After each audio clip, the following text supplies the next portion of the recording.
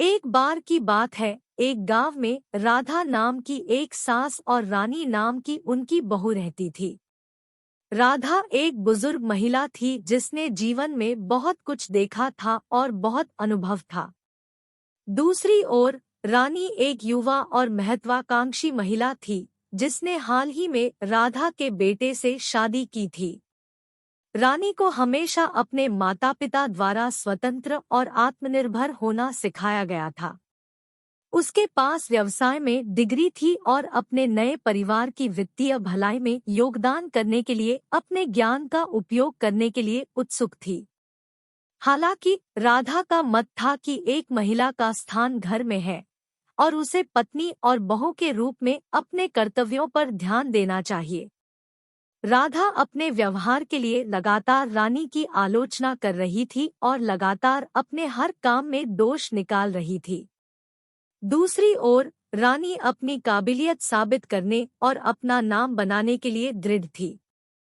उसने हस्तशिल्प बेचने का एक छोटा व्यवसाय शुरू किया, जो जल्द ही गांव में लोकप्रिय होने लगा।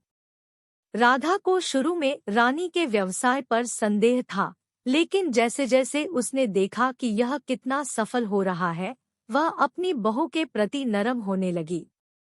उसने रानी की कड़ी मेहनत और समर्पण की सराहना करना शुरू कर दिया, जो रानी ने अपने व्यवसाय में लगाया था, और यह महसूस करना शुरू कर दिया था कि समाज में महिलाओं की भूमिकाओं के बारे में उनके विचार गलत थे। एक दिन गांव में भयानक तूफान आया, जिससे घरों और फसलों को बहुत नुकसान हुआ। कई परिवार बेघर और बिना भोजन के रह गए थे। रानी, जो अपने व्यवसाय से पैसा बचा रही थी, ने तुरंत इसका उपयोग जरूरतमंद लोगों की मदद करने के लिए करने का फैसला किया। उसने भोजन और आपूर्ति खरीदी और उन्हें उन ग्रामीणों के बीच वितरित किया जो तूफान से प्रभावित हुए थे। राधा रानी की दूसरों के प्रति उदारता और करुणा से चकित थी।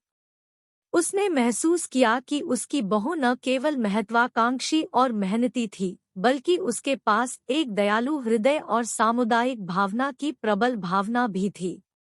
उस दिन से राधा रानी के साथ सम्मान और प्रशंसा के साथ व्यवहार करने लगी।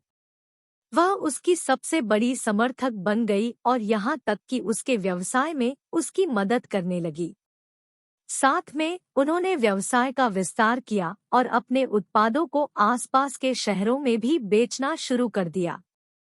समय के साथ सास और बहू के बीच आपसी सम्मान और प्यार का रिश्ता बन गया।